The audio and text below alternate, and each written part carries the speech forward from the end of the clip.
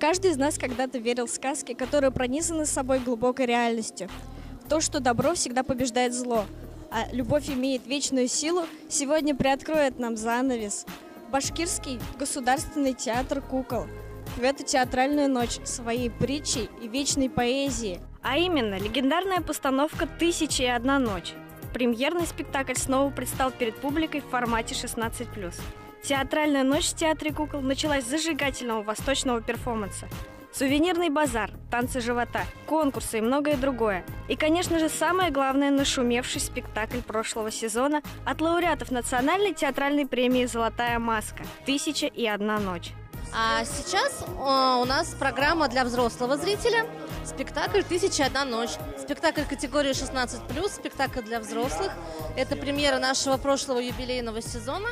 Его поставили обладатели престижной театральной премии «Золотая маска». В этом спектакле зрителю придется немножечко свои шаблоны относительно театра кукол разорвать, потому что здесь не нужно ждать того, чего обычно бывает в драматических спектаклях. Здесь обязательно есть волшебство, здесь есть некий сюрреализм, здесь есть иррациональность, здесь есть сказочность.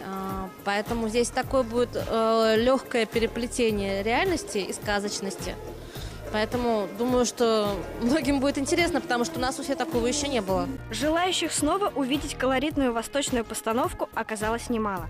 В этот вечер в театр кукол многие пришли целыми семьями. Мне очень нравится, как это показывают. Мне очень нравится, что сделали это именно в кукольном формате, а не просто живые актеры показывают. Хотя это, безусловно, переплетается.